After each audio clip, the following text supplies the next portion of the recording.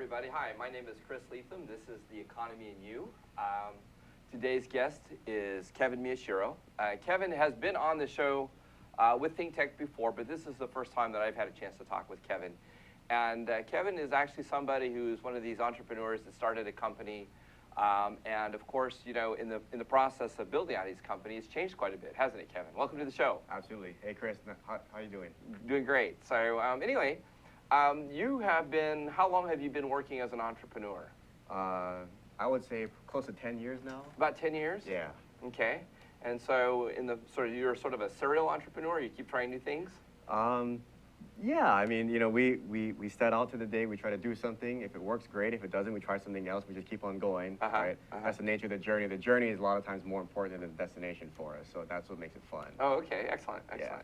So now, the last time you were on the show, you were talking about a company called HiBeek. Mm-hmm.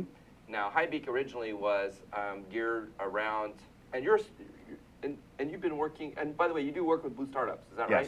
Yes. Yep. Okay. So we had Melly James on the show recently from Blue Startups, and she was awesome. Yep. She was talking about a lot of the very interesting projects that you all have been working on. Mm-hmm. And so, why don't you fill me in a little bit what's been happening with HiBeek? Sure. Because it's there's some videos on YouTube, and it's sort of very interesting what the transition that you're going through. Yeah, so we've been on the show a few times with Cindy, and so Cindy's been very gracious and being patient with me as we go through our migrations. We try something, we learn, we try something, we learn. And so the last time we were on the show, HiBeek's focus was on servicing the restaurant industry. We saw a need for helping them drive repeat customers in the door. Mm-hmm. As we were doing that through a mobile app, offering mobile coupons, offering mobile advertising. And that was actually working out reasonably well. And I say reasonably well, that means that we were getting good local traction. Yes. We weren't getting very good national traction. And so our goal, as Dr. Evil does, we want to take over the world one day. So taking over our state, you know, it's a good start, but you got to go beyond that, right? That's right. You do want something that's scalable. Exactly. Yeah. And so life is very short to just go after a small pond, right? So what we learned from that was that wasn't a big enough opportunity for us to dedicate our lives to. So we actually took a step back. We tried to understand what can we learn from that? What were the good things that we did? What were the bad things that we did? And we did what we call a pivot. And so we reevaluated what our options were, and we began to look in adjacent industries. And we looked in our own backyard. What's one of the best industries we have here? Tourism, hotels. That's right. That's right. And so we began to look at how can we help this industry? Because if we can help the hotel industry locally, that's another global industry. So it's another opportunity to take over the world in a different way. Well, in a very different way. We have something like 6,000 restaurants in Hawaii alone. Right. So that's a lot of restaurants. Of it course, is. So that's not a very small market, but if it doesn't allow you, whatever you're developing, it doesn't scale outside of Hawaii, right, then you may achieve critical mass in terms of building out an enterprise that works well here. But clearly, when you're in the high-tech space, you really want to build out something that's going to move beyond Hawaii. Correct. And, you know, and sometimes there's a book called The 4-Hour Workweek. Tim Ferriss is the owner. I've never heard of such a thing. It's awesome. It does not exist. At first, I thought it was fiction. I think this guy is dead serious. And so a lot of it is find a way to make money while you're sleeping, right? Mm-hmm. And so if your product can literally be working 24/7 on your behalf and generating revenue on your behalf, it's a good way to go. And so software and technology is one of the best ways to do that. That's how you can get a global footprint. So you can kick back, be on your boat, take your phone calls, and then make a lot of money in the process, right? So models like that are very attractive to us, that's very attractive. I don't know how many people actually get to live that life, but the guy who wrote the book, the guy that keeps selling the book over and over right. again. That's right. That's Yeah. Oh, excellent. Okay, so you started off working with this product, focused on sort of what caused. When did you sort of realize? When did you have that aha moment that this wasn't going to work and give you the results that you were looking for? So, as you mentioned, we're part of Blue Startup. So what happened was, we got indoctrinated into Cohort 4, which just finished back in the fall. Right. So we're now one of, let's say, 25 companies in the Blue Startups portfolio. And so when we got brought on board, one of the best parts about being in the program is they bring a lot of mentors and advisors to you. The guys that have been there and done that, right? That's right. They've exited companies a few times, and so they're all of your sages. And so we heard a fairly regular message from them. Guys, I'm not really sure that this is going to be a good play for you. You hear it once, okay, whatever. You hear it twice, okay, now you have my attention. You hear it 3, 4, 5 times, all right, we can't ignore this message. Okay, so they were identifying limitations in the Yes. model. Yes, Okay. that don't delude yourself into thinking just because you got 1 or 2 sales that you're going to be able to go to town, right? So they helped us understand through their eyes the problems that they see down the road that we couldn't even see. And so we took that message and then we went back to our original customer base and we began to interview them to understand really were our advisors right. Okay. And ultimately what we discovered was one of the very common precepts in the startup world is find a big pain point. And so we truly believe that we had a good pain point. But we had a paper cut pain point. And so, you know, customers, they don't like having paper cuts, so they wanted a Band-Aid for it. But ultimately, if you don't put a Band-Aid on a paper cut, you can get by through your day, right? And so that's why it wasn't going to be very scalable. We're going to have to spend too much time selling, convincing, negotiating, compromising to get our sales numbers up, and that eats into your margins and everything else. Okay. So what we really needed to find was somebody's hand just got cut off. You can't get by with that. Sounds much better, you know, finding people with decapitated absolutely. limbs. So So it's a feel the pain, right? Okay. And so we try as we may, at least we weren't able to find that arm got cut off pain point for the restaurants. So we started to look outside into other spaces to find are there other industries that are feeling a very strong acute pain point. So who did you find? And you said you found the hotel industry. Correct. Okay. And so what was the pain point for the hotel industry? So the pain point for the hotel industry is that 90% of guests don't speak to the hotels during their stay. And so you listen to that number, you're like, okay, that's got to be exaggerated. That's like 9 out of every 10 hotel guests simply don't have any feedback for the hotels, good or bad. So what's happening is they sort of have the experience in the hotel, and then they go on Yelp, if it was a negative experience, to say something negative about it. That's right. So the hotel never had an opportunity to redress the problem. That's right. In real time or near real time. And so the best they can say is, Chris, I'm so sorry. Better luck next time, right? And small solace to that person who had the wrong bed, AC was noisy, whatever it is. And so the easiest, lowest friction avenue for them to vent their frustrations is online. And so what we saw is a perfect storm was converging of a business opportunity. So the first was what they call the TripAdvisor effect. TripAdvisor has become the 800-pound gorilla probably in the last 3 to 4 years, very, very recently, where 80-some-odd% of people will go to TripAdvisor before they actually book their hotel.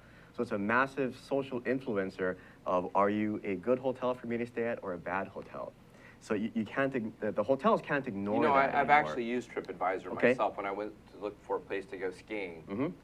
Last winter, I was looking around trying to find, well, where's a good location? Who's rated reasonably well, but also has good ratings. So, and you know what? I wasn't necessarily looking for a 5-star experience. Right? Because I didn't want to pay for a 5-star experience. It's not my budget. But I was looking for some place that at least had clean rooms, was, you know, had a modicum of services available, wasn't out in the boonies, didn't have like really horrible things being said about it.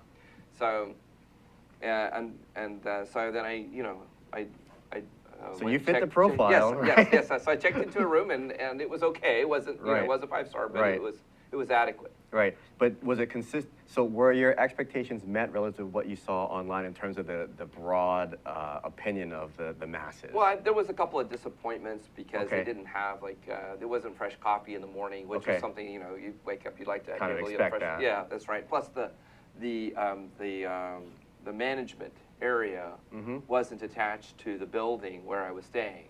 So, and of course, this is wintertime, it's a ski resort, so then I had to walk through, you know, so you have to get all bundled up to go walk.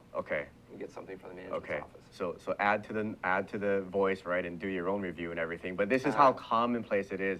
People really want to post, even when they have really good experiences, they want to share those too. They want to let others know this is a really good hotel, right? And obviously the bad ones as well. So that's part of the phenomenon that we're seeing. The other piece is the economies are doing well. The U.S. economy is clearly in a recovery. A lot of the global economies, they weren't doing so well, but you know, last year, this year, they appear to be on an upswing. So more people are traveling for business and for pleasure, right? So there's more I hear that volume you get some great deals in opportunity. Russia right now, by the way. Oh, absolutely, right? Absolutely. And so that's another piece is it's ripe for an opportunity to do really well, or maybe not so well, for market leaders to change hands in terms of which hotels are doing well and not. And the third piece is text messaging.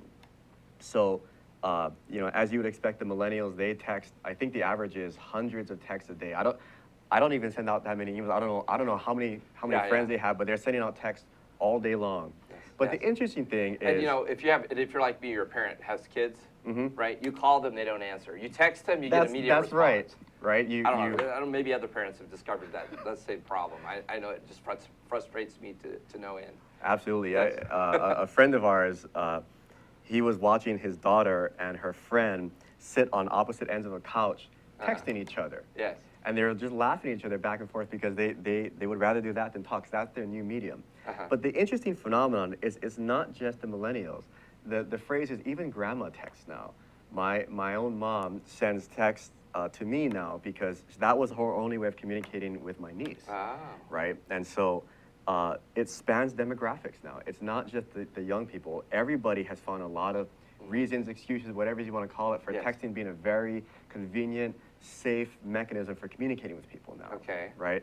And so when you add all those pieces together, it paints a picture of that 90% of the guests don't speak up can be amplified even by the fact that you've got TripAdvisor influencing a lot of stuff, you got a lot of money flowing around, and you got text messaging. Okay. We're seeing this as a market timing opportunity to get in there and help get that 90% number down to 30 or 40%. Okay. And so that's what our service product is So basically. what you're really trying to do is make sure that the hotels have a means to identify problems more quickly. Yes. Or challenges, or address expectations. Yes. In a more reasonable time. Yep. To enhance the experience of the guest. That's exactly right. Okay, so that sounds like so everybody leaves happy, model. Right? So everybody's happy. Yeah. So now the question is, now texting, of course, is one way of communicating. What about other ways? Can I maybe do FaceTime where I can, you know, just sort of talk to the... There are always more than one way to skin a cat, right? So our initial market entree is text messaging, people that want to type. In the future, we can add on just direct calls. We can add on video calls. And so our job is to add as many channels as possible so that depending on your particular needs, your personality type, our job is to just make it as low friction as possible for you to get what you need. Okay. Right? Some of the other things that we've heard is access to managers. A lot of times it's actually very difficult to get to a hotel manager when you need or want them. You know, that may be by design, managers. It's very interesting. You know, so we've interviewed a lot of managers and go, you know, we hear this a lot. Do you do this by design? And actually some admit yes. You know, they just don't have the time to deal with it. But more and more of them, particularly with the TripAdvisor thing, are saying, I'm not sure I have a choice. Yes. This is I either ship up or shape out, right? So I know that people need access to me. And so a lot of it is giving them an efficient channel for communicating with the guests versus getting inundated with all these people coming in and saying. So it's about managing the communication traffic. Correct. Okay, well, just to mention that, we're going to go to commercial. Perfect. I'm Chris Letham. This is The Economy and You. Today's guest is Kevin Miyashiro, and we'll be right back. Stay tuned. Okay, this is ThinkTech Hawaii, and it's Wednesday. Every Wednesday is Energy Wednesday here in Hawaii, the state of clean energy. 4 to 5 p.m. every Wednesday. Come and listen to us. And just to show you what I mean, I'm going to ask Sharon to tell us more. Come and see us every Wednesday, as Jay said. And we have people like Jim Albers from HICO here and co-host Ray Starling here every Wednesday. We not only go on Olelo and OC16, but also stream live. So please come visit us, hear about the latest in clean energy. Okay, Jim, you've been here. You got any comment on all this? As important as energy is in all of our lives today, this is a great forum and a great format to vet those issues. So I encourage everybody to listen in and participate. Okay, Ray, what do you think for a close? Well, I think this is the greatest show in the energy world here in Hawaii. You can come here every week, 1 hour, and catch the latest on what's happening and hear from the people who really know what's going on, like Jim Alberts. We appreciate your coming today. Thank you. Ray Starling, Sharon Moriwaki, Jim Alberts, and Jay Fidel here in Hawaii, the state of clean energy. Aloha. 4 to 5 p.m. Wednesday. Aloha. Does it work? Hi, this is Chris Letham. Welcome back. The show is called The Economy and You. Sometimes I think we should call it The New Economy and You just because we talk about so many interesting things that have to do with developing the new economy in Hawaii. Our guest today is Kevin Miyashiro. And so, Kevin, you've been developing this product for how long now? Literally about 8 weeks. About 8 weeks you've been working on this product. Yeah. And this is since you pivoted. Yes. Okay, so since the pivot 8 weeks ago, you're now developing. Now, you're back? Do you see this as both an online application and a phone application, both?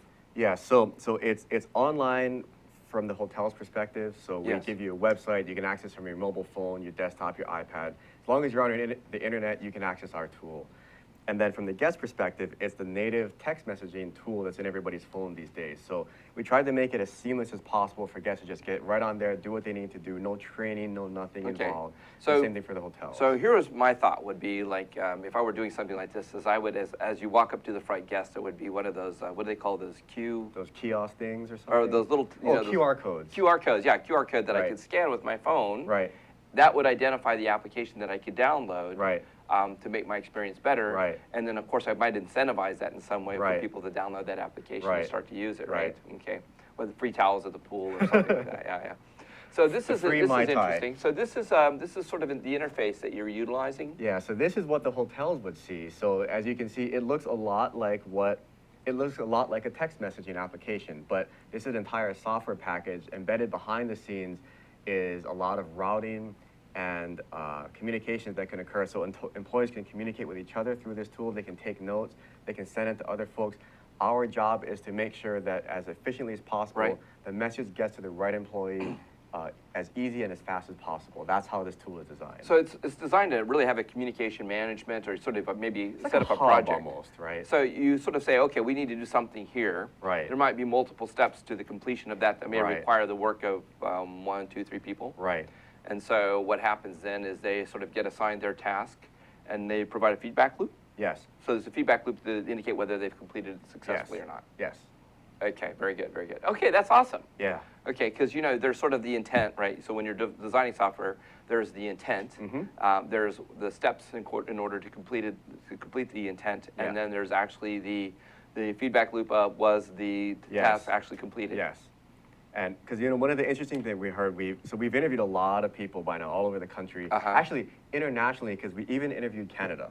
So we left the Yes, U.S. we love our Canadians, especially in the wintertime. Yes. Exactly, just for about Everybody 10 wants to minutes go or there. so. Yes. And so the things that we've heard from particularly from the guests are, Mm-hmm. I would love to have a tool like this because I would rather text and talk, yada yada yada. Yes. But I will tell you something: if you put a text messaging tool in my hands and I ask for towels and I don't get them, oh man, there will be hell to pay. So there's an expectation bar that just got raised by Oh. showing them a new channel, and so Ah. we've had to take that into account to make sure that we're managing the hotel's risk and getting the responses back in a timely manner. So we've built in a lot of automated responding so that the guest is never left hanging. Did you hear me? Uh-huh. Right? Because a classic thing is you call the front desk, nobody Uh-huh. answers, you leave a voicemail, and you're going, I wonder if somebody's going to call me back, right? So we had to make sure that the technology was built so that they always knew we heard you. Right. And we are going to get back to you, even though we can't do it this very moment. Okay, so in other words, what you want to do is manage the expectation as Yeah, well. absolutely. So that's a key. That's key to making Right. sure that you're not creating too high of an expectation. Right. But you have to do that with autoresponders. Yes. Okay, so that's very good. That's actually, it sounds like a very important component in the design of this application. Now, historically, I guess the next thing is, do you have a mechanism now that, okay, I'm a guest, I'm going to check into the hotel, or I'm looking to go to that hotel. Is there any of that information that then gets passed on through social media that I can go back and take a look at? So somebody else comes along, or I say to a friend, hey, go check out this place, and look how well they responded to me.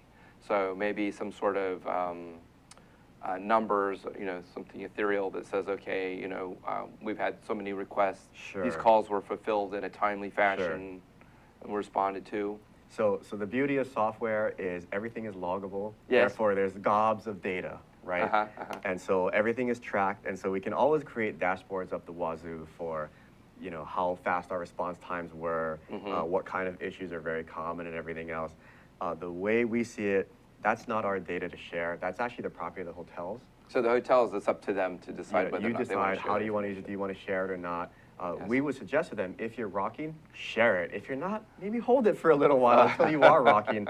But it can paint a very good picture, because what we believe is this is the proverbial putting your money where your mouth is. Yes. Everybody says we believe in good customer service and everything else. This is our proof that when we say we're going to get back to you, that we do it. Here's a customer testimonials, here's all the data to back it up. We think this is a great part of your marketing and branding that says we're a very high touch, high service hotel, and we have the data to back it up. That's actually pretty great. And then I guess you could set up various classifications with that data too, in terms of the nature of the requests that are made, issues that have to do with special services, quality of the food. Did I get good turnaround on the food? Where are the amenities that were supposed to be there that were advertised actually there and usable? Yeah, so sort of all kinds of weird and wonderful stuff there. The sky's the limit, right? Yes, It's really what your imagination Well, can feedback loops are an amazing thing, because they really help you get past sort of vanity measures. Yes. One of the challenges that we have, this show's called The Economy and You. One of the challenges that we have in government is having effective measures. Okay. Are we actually growing our economy? Are we diversifying the economy that we want? The way that we want to. We talk about diversifying our economy here in Hawaii so much. Right. It seems to be a mantra. Diversify, I've heard it once or diversify. twice, Yeah. On the other hand, are we setting up effective measures within our government to be able to provide useful data that isn't sort of, I guess, vanity measures, or I want to set up measures. If I'm a bureaucrat and I run some organization, am I setting up measures that make me look good, or am I setting up honest measures that really provide useful feedback to me? Am I providing services to the community in a useful way? And are we able, and are we doing things to grow our economy? In other words, what I love about what you're doing is that by setting up measures that are effective and useful, we then are able to identify problem areas. Yeah. Wouldn't it be great if government did that? I mean, if they took it upon themselves to set up these kinds of measures and then actually put them out there for us to see. Right. Of course, you may not like what you see. But that's the nature of feedback, right? Sometimes it's good, sometimes it's bad. That's right. But at least it's honest. If you've got good measures, it's honest. Right. And it helps us to really do things, find areas where we can make improvements. Sure. Yeah. So you're finding that with your business model. I mean, your initial business model as a startup, one of the things we say about startups, you can tell somebody who's a startup because when you talk about seed money, they're not thinking about growing crops, right? So, and the other thing I love about people who work in startups, and you can tell somebody, like if you go to internet cafes, you go into an internet cafe and you see these people working like crazy, and you see people that, every day. Right. Or you're working in places like the Box Jelly here, for example, which is a place where a lot of startups operate from. And you go in and these guys are startups because all the numbers are gone, all the letters are gone off their keyboards. They're just working those computers. They're just eating away, right? They're just eating away from all the use that they're getting. Yeah. So, so when you now that you're sort of moving forward, what is the vision? What is just sort of your vision for your organization? How do you anticipate growing, and how do you expect to get more funding? Sure. So the end game is really to take over the world scenario in a good way, right? No totalitarian governments or anything like that. But really, our goal first, do very well in Hawaii and the United States, and then really take this internationally after that. The way that we're going to attract more funding is we have to put our money where our mouth. We have to show that we deserve the right to get somebody else's money, to get that seed money, right? Yeah, that's great. Our milestones are well before the end of this year, get revenue to prove that with our products in the hands of hotels that we can add value to their bottom line so they can pay us to do what we need to do. And by showing that we can monetize our model, which is what they call product market fit, your product fits the market and the proof of the pie is in the eating, somebody's paying you versus just using your product for free. That's typically good enough to show an early stage investor, oh, these guys are onto something. I'll kick a little bit their way. Let's see how much better they can do before the really big institutional money comes in after that. Right. So now, are you going to look for crowdfunding as well? So because we're what's called a B2B play, a business-to-business play, because our customers are themselves businesses. Okay. That's not an attractive model for crowdfunding. Crowdfunding is really good for, I'm building a new set of glasses that nobody's ever seen before. you're going to invest in me and I'm going to give you a pair, right? Oh, so, okay. So we're not exploring that model. We're exploring angel investors and other things, both locally and in San Francisco. Okay. That's the model for us that works. All right, so what you're saying is actually quite useful information. What you're saying is when you're doing a B2C, crowdfunding is probably more appropriate. It's a great vehicle, and it's great marketing at the same time, Yeah, right? yeah, it is actually. You know, one of the great things is when you see something in the crowdfunding area and you can get excited, like they've got a real an interesting story, and people get so excited over it. Right. It all of a sudden starts making the news. That's right. Yeah, which is, of course, just allows the idea to propagate even better. Correct. Yeah, but with what you're talking about, when you're talking about a B2B solution, angel networks, that type of funding is more appropriate and often more, the avenue by which you get funded is different. Correct. Now, do you take on debt as well? I mean, do these organizations in B2B do sort of debt funding as well? Oftentimes they do in the early stages, because setting a valuation right now is worse than smoke and mirrors, right? I mean, you can roll the dice 20 times and you still get 20 answers. So a lot of times they don't want to lock you down to a valuation where they can actually say, I want 10% of your company or whatever it is. So they'd rather do a convertible debt agreement that says, okay, I'm going to give you money, but then at the next round, I'm going to convert that debt into equity. An equity stake. Okay. So it's faster, it's cheaper, it's better for everybody in the early phases. So all that's very commonplace. All you finance majors out there, okay. Now that you're seeing how this is done, I expect you to start getting involved and participating in helping these guys get financed, because it sounds like you really have your finger on the pulse of this. Yeah, you have to at all times, right? I mean, the money goes away, we go away, right? That's right. It's one-to-one. So do you see funding coming from Hawaii only, or do you think that you might need to reach out beyond? We're going to do the both. island? So Hawaii has a reasonably active network called the Hawaii Angels, that are a lot of individually wealthy individuals that do invest and play in these seed money things. But the network scale in San Francisco and California is like 100 to 1. So yes, we're going to go here and we're going to go in California to do fundraising. Oh, okay. It's a practical measure to do that. Well, and you get certain levels of attraction there as well. You know, and San Francisco is a very dynamic environment. Yes. I lived in the Bay Area for several years, and I would go to meetups where they had all these different startups and people were doing new things and trying new ideas, and it was just, it's incredibly motivating. Yes. So, you know, and I can see and people come there with money because they're very excited. You've got a lot of successful enterprises over there now. Right. And they're looking for the next great idea. Right. Yeah. Right. So they're sounds like they're very willing to jump in. Oh, absolutely. And, you know, we were just there last week, and it's funny, we were at an ice cream shop salivating over these handmade ice cream sandwiches that we could make. But while we were there was a girl, a student from Stanford, pitching us their startup idea. Startup while you're in the ice cream store. Yeah, right. And at first I'm like, you have nothing to do with my ice cream. Go away. You're in my way, right? But it is as commonplace to be in a startup in San Francisco as it is to. It's like for every Starbucks, there's a startup. Yes. Right? I mean, yes. that's just the environment, right? Yeah, so it can be very exciting to be surrounded by like-minded people like that. And so that's what Blue and other organizations here are trying to create, that same culture here in Hawaii, right? That, you know, that is the thing too. And we talked about this previously, but you know, when you have a startup job that gets created, it has a multiplier effect of creating 7 other jobs. Yes. In our economy. Yes. You know, and one of the things that I'm advocating for is growing our ecosystem here in the high-tech community, because you know, so many of us do raise our children for export. Right. Not intentionally, it just seems to be the way things will operate here.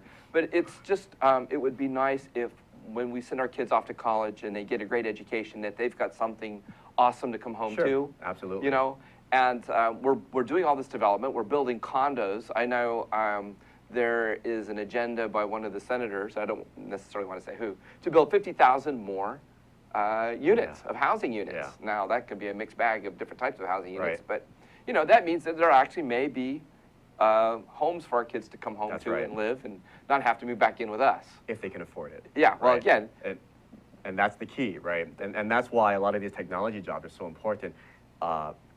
The good and the bad is our engineers, and all engineers know, they know what they're worth today. Yes. Right? That their skills are so valuable. They're revenue multipliers, right? And so they take a lot of money to pay. And so as a result of that, they return that money into the economy, right? Their income is so far above the median that they have surplus income that they can spend on buying this, buying that. And so there's a massive ripple effect when you bring these kind of people into the economy. They're typically better educated a lot of times, so you know, they have higher expectations, they're more involved in the community. So there's lots of positives to doing Yeah, this and stuff, these are, right? you know, and of course, because they're involved in this sort of ecosystem, they're also reinvesting. If their company's successful, they're reinvesting back into other startups and back into the economy, which of course continues to have a growth effect. Yeah. You know. And yeah, and that's what's beautiful about it. You got Hank Raj, you got Hank Wu, these guys that they've already made it. They've been there, done that. And they're trying to seed the next generation with their own money, right? And put it into other people to say, I was given a chance, I'm going to give you a chance. And with a handshake expectation, when you make it 5, 7 years later, you're going to do the next thing, right? You're going to keep that engine going over and over and over. And we're going to give our guests a chance. We're going to give them a hand and let them take. We're going to take a break, and we'll be right back. This is The Economy and You. I'm Chris Letham. Today's guest is Kevin Miyashiro, and we'll be right back. Stay tuned. Thank you. Aloha, I'm Hunter Hevlin, host of Sustainable Hawaii here at ThinkTech Hawaii. You can tune in every week on Thursday at 2 p.m. to see interviews with sustainability professionals from around the state and even further abroad, learning about activities with water management, food security, waste management, and a whole host of other fascinating opportunities to get engaged with making a greener island. So if you're interested in making the transition from consuming individuals to communities of producers, check us out every Thursday. Hi, welcome back. I'm Chris Letham. This show's called The Economy and You. Today's guest is Kevin Miyashiro, and we've been talking with Kevin about his company called HiBeek and sort of the different transitions, sort of the weird and wonderful things that you've been doing with your company and all the sort of changes and modifications to your business model. Yep. You know, one of the ways that you can tell somebody's in a startup is they don't have any more hobbies. They've given up golf. They've given up going to the beach on the weekends. Why do you got to rub that in, man? You know, the life of a startup is you're either you know working or networking. That's right. You know, so that's sort of the life. So, but it's a good life. It's a fun life, and Yes. and you know, we work hard because we love what we do, right? It's not, nobody's telling us we have to do this. We're crazy enough to say we want to do this and give up a lot of our things in our life with the hope that one day we will have a much better future for our kids and a lot of other employees, right? So it's a very worthwhile dream and goal to chase after, and it does feel a little crazy. It can be a little lonely because a lot of times your friends kind of give you this look like, seriously, what are you doing, And man? they call you up and you say, well, what are you doing? He says, well, I'm reformatting my hard drive for the 49th time. Yeah. You know, yeah, So that's right, yeah. it's, you learn to live a different lifestyle. Yes, That's, yes, yes. that's just the way of the world. But it's a good, fun ride, right? Yes, yes. Very supportive life, supportive kids, supportive parents. The network is extremely helpful. Well, you know, one of the things, misnomers that I think I mentioned before on the show here is that people who aren't working in the technology space think that people are just sitting down to the computer and they're just grinding away all day long. There is a lot of hard work, but it's also a very social lifestyle, isn't it? It is. Well, you know, with those who understand your world, right? Because like you said, there's a lot of networking involved because you have to. It's so hard, it's so challenging, and frankly, it can be so depressing sometimes that unless there's almost an emotional support network, you just crash and burn, right? So there's a lot of time spent just talking to each other and giving each other a pat on the back saying, look, I know it's tough right now, but you know, we can get through this and everything. There's a lot of free counseling and psychology hours at play here. I've actually fallen asleep on my keyboard. You know, woken up in the morning with a ding, ding, ding, ding, ding in my ear. You know, so I know what that experience is like. You know, but yeah, no crying aloud. That's right. Programming's not for sissies. That's right. As one of the saying goes in San Francisco, fake it till you make it. That's right. That's right. So yeah, we have to live by those tenets. So now, now I noticed that you also have hardware as part of your working with hardware, not just Correct. software. Correct. So now, who sort of handles that for you? So I want to say me, that is my background, but really we got another guy, Melvin, who actually does the heavy lifting on a lot of that stuff.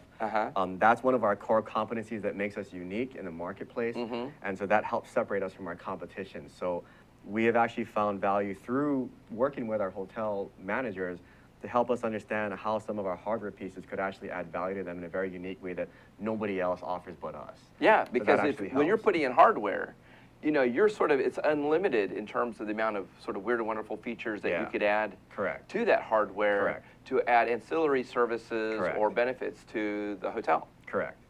And it's something that it comes intuitively obvious to us, like, well, why isn't everybody building this? And yet we know that that's because of our unique background.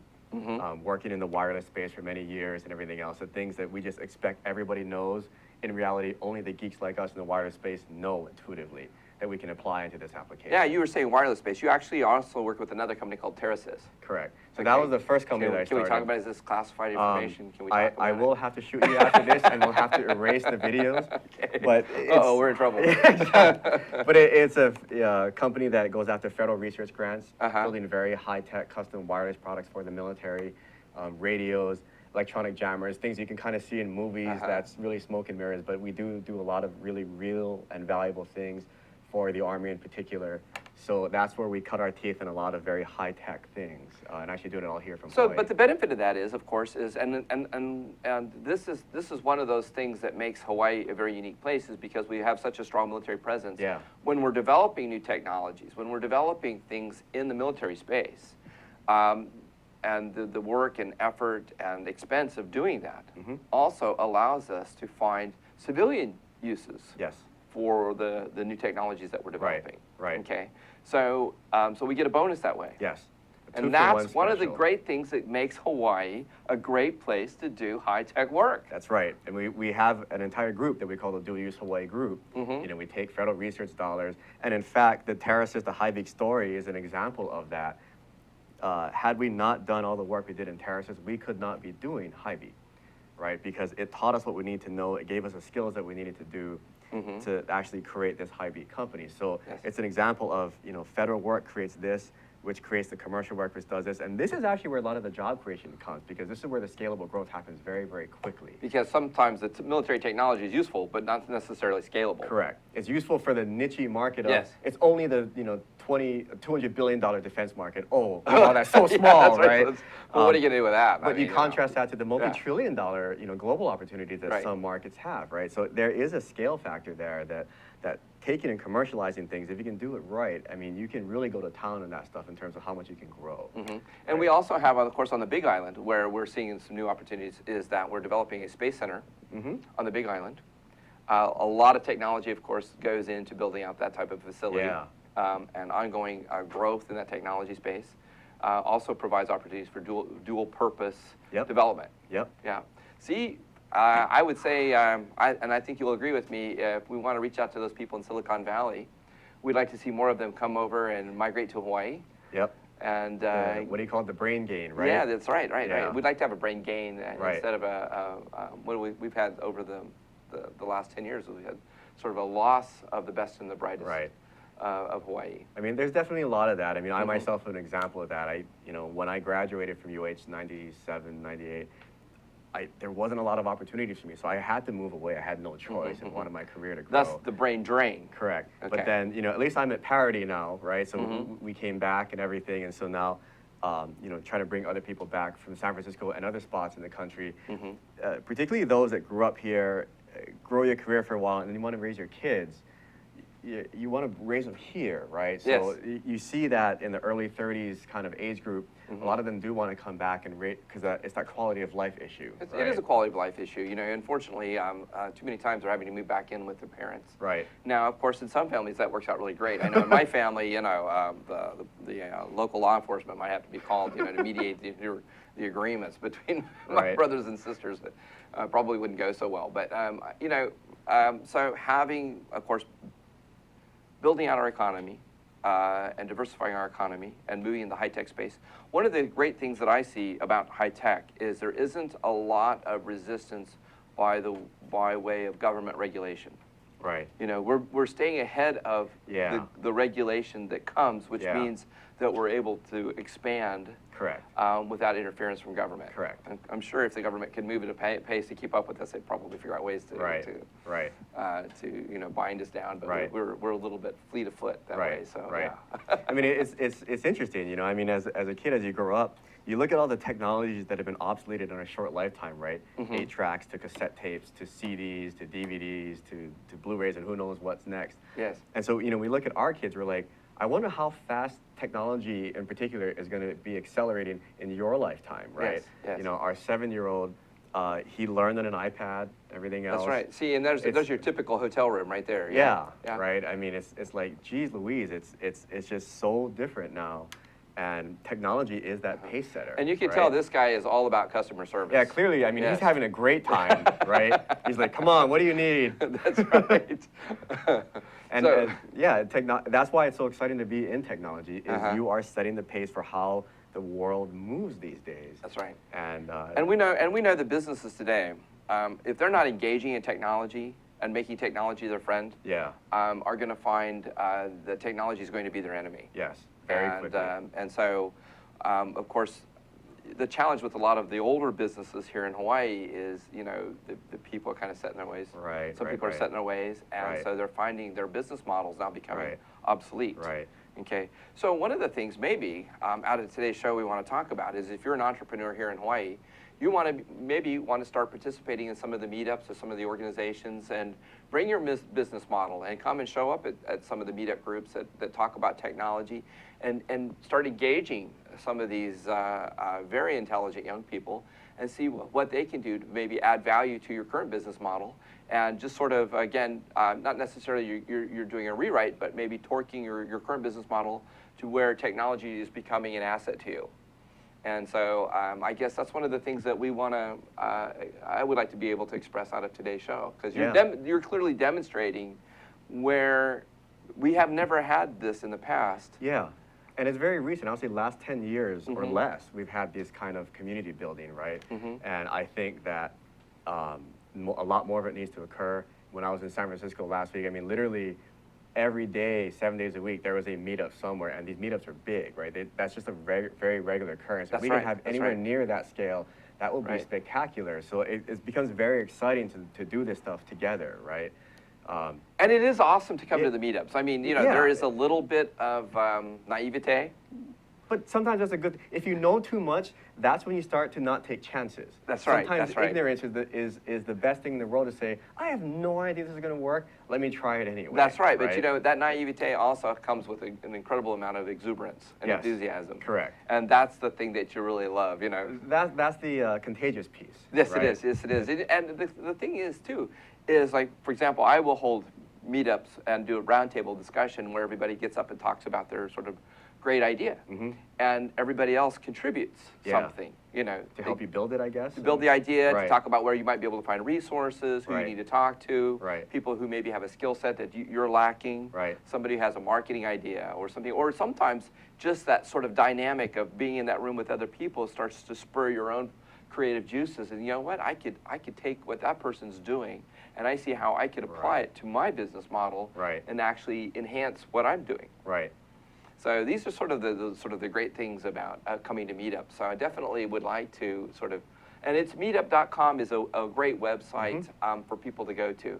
Now, there's other sites too. I don't know if you have any that you might want to suggest. I can't rattle them off the top of my head. I do want to give a small, quick, shameless plug. Blue Startups is looking for more applications for cohort 5. Yes. Like literally right now. So They're looking if for anybody more. is watching and you think you have a great, bright idea, they really want to encourage particularly the local companies Yes. to throw their name in the hat and apply and see what you can do. It's a very competitive So process. they can do that to go to bluestartups.com.